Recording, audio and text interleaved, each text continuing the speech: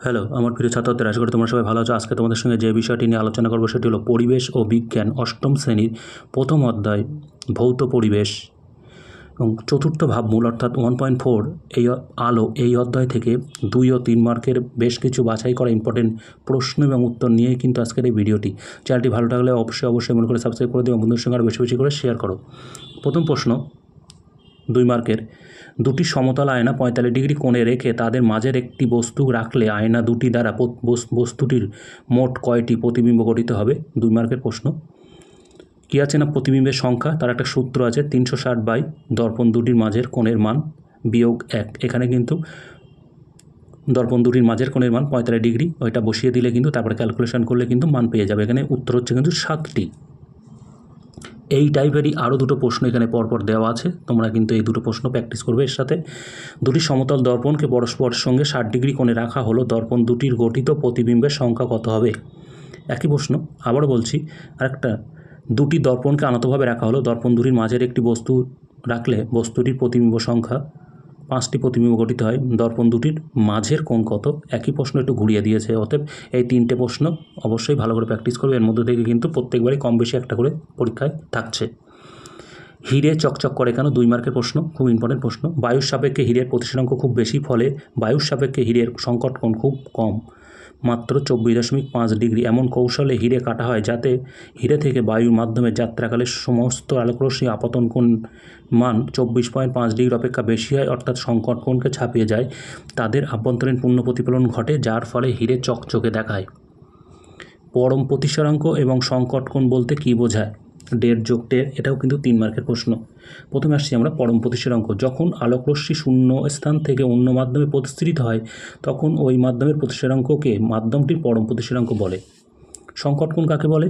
আপাতন কোণের যে নির্দিষ্ট মানের জন্য প্রতিসরণ কোণের মান 90 ডিগ্রি হয়, অর্থাৎ প্রতিসৃত রশ্মিটি মধ্যম দুটির বিভবতলের আগে সে বেরিয়ে যায়, আপাতন কোণের সেই মানকে আমরা মাধ্যম দুটির সংকট কোণ বলে থাকি। কোনো মাধ্যমের প্রতিসরাঙ্ক কোন কোন বিষয়ের উপর নির্ভর করে? কোনো মাধ্যমের প্রতিসরাঙ্ক সাধারণত আলোর রং এবং মাধ্যম দুটির প্রকৃতির উপর নির্ভর করে। সংকট কোণ কাকে বলে? চিত্রসহ বুঝিয়ে দাও। মরুভূমির মরীচিকা কোন ধরনের প্রতিবিম্ব? 1 যোগ 1 যোগ 1।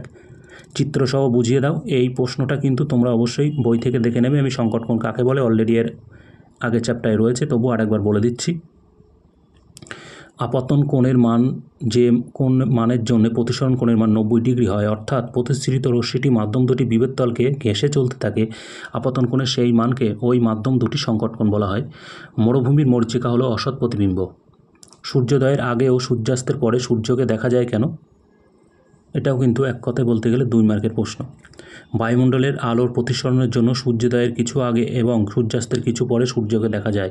স্বাভাবিক অবস্থায় ভূপৃষ্ঠে বায়ুমণ্ডলের ঘনত্বের সবথেকে বেশি, যত উপরে ওঠা যায় বায়ুর ঘনত্ব তত কম হয়। সূর্যোদয় এবং সূর্যাস্তের সময় সূর্যের দিগন্তরেখার নিচে থাকলেও সূর্য থেকে আগত আলোক রশ্মিগুলি বায়ুর বিভিন্ন স্তরের ঘনতর অংশ থেকে লঘুতর অংশে প্রতিসৃত হয়, অর্থাৎ ফলে স্তরের প্রতিসৃত রশ্মিগুলি অবিলম্ব দিকে বেঁকে যায় এবং এই বাঁকা পথে ভূপৃষ্ঠের দর্শক চোখে পৌঁছায়। দর্শক চোখ বাঁকা পথ অনুসরণ করতে পারে না, তাই সেই রশ্মিগুলি সোজা দেখে, ফলে সূর্যের আপাত অবস্থার উপর প্রকৃত অবস্থান কিছুটা ওপরে হয়। তাই সূর্যোদয়ের কিছু আগে এবং সূর্যাস্তের কিছু পরে সূর্যের দিগন্তরেখার নিচে থাকলেও সূর্যকে আমরা দেখতে পাই। কচু পাতার উপর জল পড়লে ফোঁটাটি চকচক করে কেন? 2 মার্কের প্রশ্ন।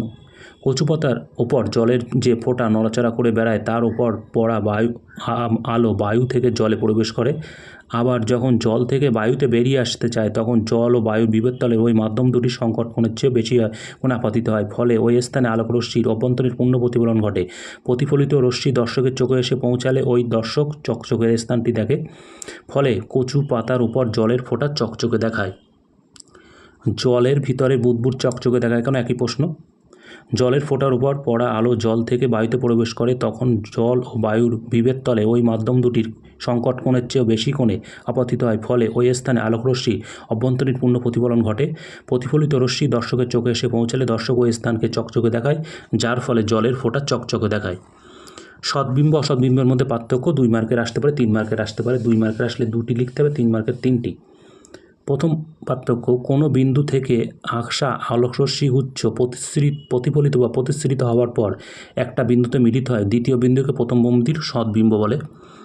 অসৎবিম্ব কাকে বলে? না কোনো বিন্দু থেকে আসা আলোকরশ্মি গুচ্ছ প্রতিফলিত বা প্রতিসৃত হওয়ার পর যদি অন্য কোনো একটি বিন্দু থেকে আসছে বলে মনে হয় তখন দ্বিতীয় বিন্দুকে প্রথম বিন্দুর অসৎবিম্ব বলে।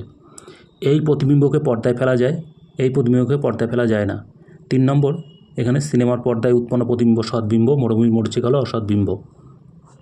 প্রতিসরণ কাকে বলে? আলোকরশ্মির কোনো মাধ্যমে দিয়ে যেতে যেতে যদি অন্য কোনো আলাদা মাধ্যমে প্রবেশ করে তখন ওই মাধ্যম দুটি বিভেদ তল থেকে আলোর গতিপথের পরিবর্তন হয়, এই ঘটনাকে আমরা প্রতিসরণ বলে থাকি। সমতল দর্পণে গঠিত প্রতিবিম্ব দুটি বৈশিষ্ট্য লেখো। সমতল দর্পণে গঠিত প্রতিবিম্ব সর্বদা অসৎ ও সমশীর্ষ হবে। সমতল দর্পণের ক্ষেত্রে দর্পণ থেকে বস্তু দূরত্ব ও দর্পণ থেকে প্রতিবিম্বের দূরত্ব সমান হয়। চিত্রসহ সংজ্ঞা দাও সংকটকোণ অভ্যন্তরীণ পূর্ণ প্রতিফলন। সংকটকোণের সংজ্ঞা অলরেডি আগে দেওয়া হয়েছে, আমি আর পড়ছি না, আমি শুধুমাত্র অভ্যন্তরীণ পূর্ণ প্রতিফলন কাকে বলে এটা একটু পড়ে দিচ্ছি। যখন কোনো আলোকরশ্মি এক মাধ্যম থেকে এসে অন্য মাধ্যমে আপাতিত হওয়ার পর দ্বিতীয় মাধ্যমে প্রবেশ না করে আবার সম্পূর্ণরূপে প্রথম মাধ্যমে ফিরে যায় তখন সেই ঘটনাকে অভ্যন্তরীণ পূর্ণ প্রতিফলন বলে। সিনেমার পর্দা সাদা অমসৃণ হয়, কারণ ইম্পর্টেন্ট প্রশ্ন 2 মার্কের। সাদা রং 7টি রঙের সমষ্টি। সাদা রং অন্য কোনো প্রকার রং শোষণ করে না, তাই সিনেমার পর্দা সাদা করা হয় যাতে সব রঙের আলোর প্রতিফলন ঘটে, ফলে সাদা রঙের জন্য প্রতিবিম্বের উজ্জ্বলতা বাড়ে, সিনেমা পরিষ্কার দেখা যায়। আবার সিনেমার পর্দা অমসৃণ করা হয়, কারণ অমসৃণ করলে আলোর বিক্ষিপ্ত প্রতিফলন হয় এবং সিনেমার হলে বসে থাকা সমস্ত দর্শক চোখে পৌঁছায়। অভ্যন্তরীণ পূর্ণ প্রতিফলনে দুটি শর্ত লেখো। 1 নম্বর শর্ত, আলোকরশ্মিকে সংকটকোণের থেকে বেশি কোণে আপাতিত হতে হবে। 2 নম্বর শর্ত, আলোকরশ্মি কোনো অংশে দ্বিতীয় মাধ্যমে প্রদর্শিত হবে না। আলোর প্রতিসরণের দুটি সূত্র লেখো। 1.5 যোগ 1.5 3 নম্বরের প্রশ্ন। প্রতিসরণের প্রথম সূত্র, আপতিত রশ্মি 2 মাধ্যমে বিভবতলের আপতন বিন্দুতে আঁকা বিলম্ব এবং প্রতিসরণের উপর প্রতিসৃত রশ্মি একই সমতলে থাকবে। প্রতিসরণের সময় দ্বিতীয় সূত্রের কথা বলছি। প্রতিসরণের সময় যদি আলোর রং ও মাধ্যম দুটি একই থাকে তাহলে প্রতিসরাঙ্কের মান একই থাকবে, অর্থাৎ আপতন কোণ ও প্রতিসরণ কোণের পরিবর্তিত হলে প্রতিসরাঙ্কের মানও পরিবর্তিত হবে। এরপরে আসছে আমরা আলোর প্রতিফলনের দুটি সূত্র। 1.5 যোগ 1.5 3 নম্বরকে। প্রতিফলনের প্রথম সূত্র, আপতিত রশ্মি প্রতিফলিত রশ্মি আপতন বিন্দুতে অঙ্কিত বিলম্ব সর্বদা একই সমতলে থাকে, আপতন কোণ প্রতিফলন কোণের সমান হয়। নেক্সট প্রশ্ন, পেরিস্কোপের ব্যবহার 2 মার্কের প্রশ্ন। আগেকার দিনে খেলার মাঠের বাইরে দর্শক পেরিস্কোপের সাহায্যে খেলা দেখতে, এছাড়া পেরিস্কোপের সাহায্যে সাবমেরিন ট্যাঙ্ক ইত্যাদিতে ব্যবহার করা হয়। মরীচিকায় সৃষ্ট প্রতিবিম্ব প্রতি মুহূর্তের অবস্থান পরিবর্তন ঘটে কেন? ইম্পর্টেন্ট প্রশ্ন 2 মার্কের। নিচেই অপেক্ষাকৃত উত্তপ্ত স্তরে বায়ু হালকা হয়ে থাকে, ওপরে উঠে আসে ও উপরে অপেক্ষাকৃত ঠান্ডা স্তরে বায়ু নিচে নেমে যায়, এর ফলে এই স্তরগুলির মধ্যে একটি পরিচলন স্রোত সৃষ্টি করে।